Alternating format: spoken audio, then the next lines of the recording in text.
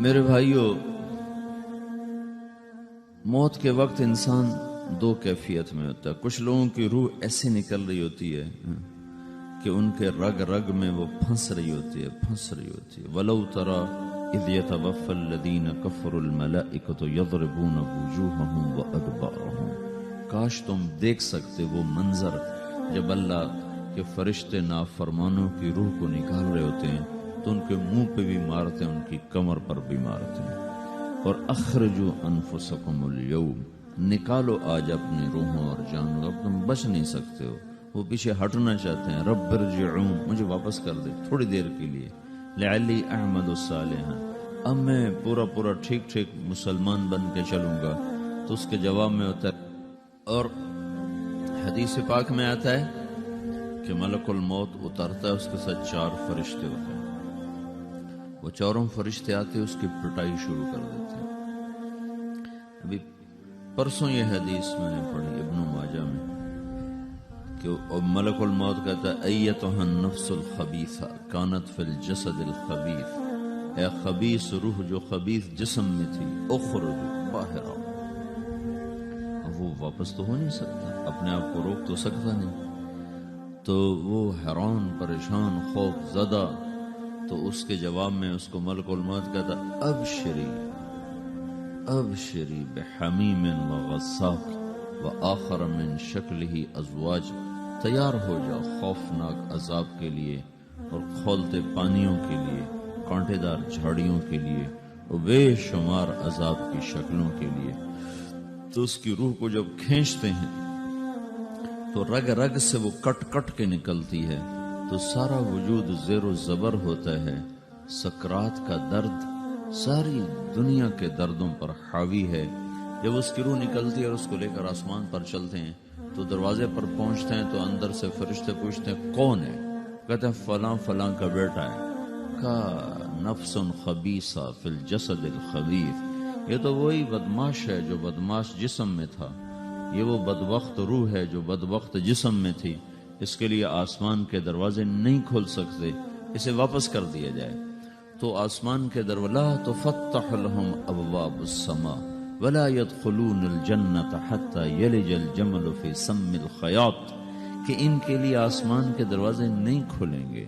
اور ان کے لیے جنت کے دروازے نہیں کھلیں گے، پھر یہ وہاں سے نیچے گرائے جاتے ہیں جو اللہ کا قید خانہ ہے سجین۔ وما ادراک ما سجین کتاب مرقوم،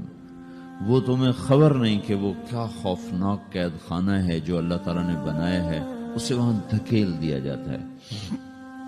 پھر قیامت تک اس کے لیے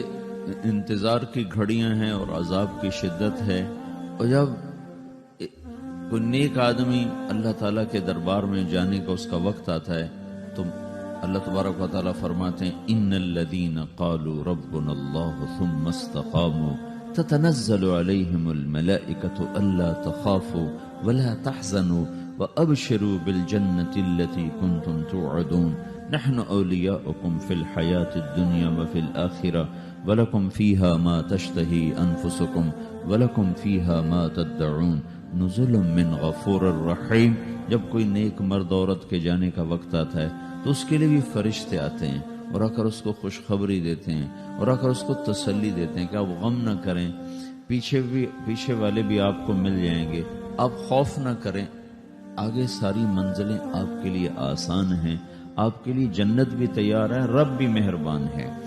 اور حدیث پاک میں آتا ہے کہ ملک الموت اور 4 فرشتے آتے ہیں، وہ 4 فرشتے اس کو سہلاتے ہیں، دباتے ہیں کہ موت کا درد اسے محسوس نہ ہو۔ اور ملک الموت فرماتے ہیں ایتھا النفس الحمیدہ کانت فی الجسد الحمید اخرجی، اے نیک روح جو نیک جسم میں تھی باہر آؤ۔ کیا کرو؟ وابشری بروح وریحان ورب راض عنک غیر غضبان، آپ کو بشارت ہو آپ کے لیے جنت تیار ہو چکی ہے اور وہاں کی ساری نعمتیں آپ کے لیے میسر ہو چکی ہیں اور اللہ آپ پہ راضی ہو چکا ہے اور اللہ آپ پہ خوش ہو چکا ہے۔ اس پر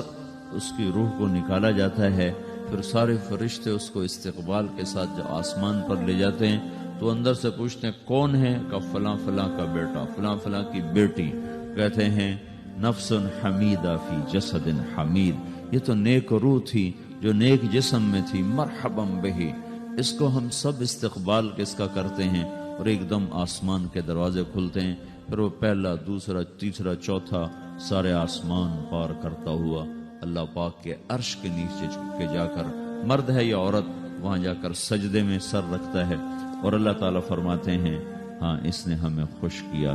ہم اسے خوش کریں گے، اور اس کو عافیت کے ساتھ وہاں آسمان میں، پہلے آسمان سے لے کر اللہ کے عرش تک یہ سب ویٹنگ روم بنے ہوئے،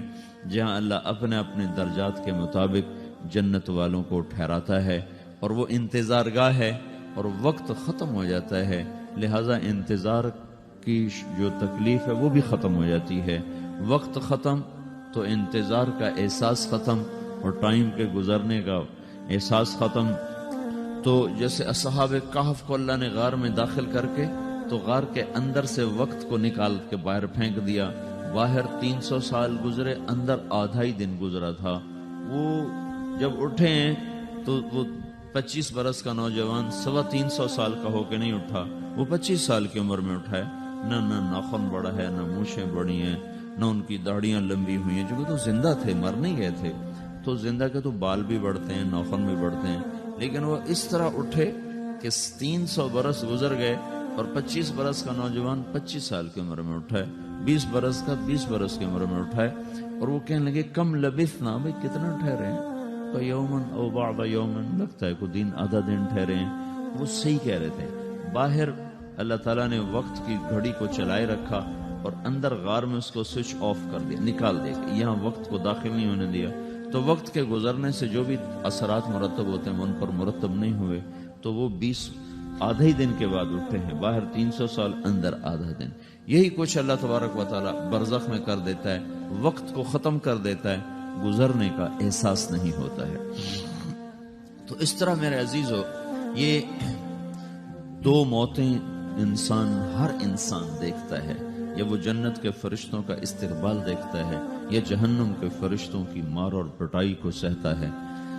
رابعہ بصری رحمت اللہ علیہ کا انتقال ہونے لگا تو انہوں نے رات کو فوت ہوئی، تو انہوں نے اپنی خادمہ کو بلا کے فرمایا کہ کسی کو بتانا نہیں، جب میں مر جاؤں تو پڑوس میں 2-4 کو بلا کر نا میرا جنازہ پڑھوا دینا، اور جس کرتے میں تہجد پڑھتی تھی وہی میرا کفن بنا دینا، اور صبح بے شک لوگوں کو بتا دینا، میرے مرنے کے بعد میری میت کو رکھنا نہیں، فوراً دبا دینا۔ تو ان کا انتقال ہوا تو انہوں نے پڑوس کے 2-4-10-20 آدمی بلائے، اور ان کو تدفین، تجہیز سب کچھ ہو گئی، صبح شور مچا کہ وہ رابعہ بصری کا انتقال ہو گیا۔ تو اگلے دن وہ خواب میں اس خادمہ کو ملی اور کہا بیٹی تیری بڑی مہربانی، تو نے میری وصیت کے مطابق عمل کیا۔ اس نے دیکھا کہ انہوں نے ایک خوبصورت سبز لباس پہنا ہوا ہے، تو وہ فرمانے لگی، انہوں نے سوال کیا کہ آپ کے ساتھ قبر میں کیا ہوا؟ تو وہ کہنے لگی کہ میرے پاس منکر نکیر آئے تھے اور مجھ سے کہنے لگے من رب کی، تیرا رب کون ہے؟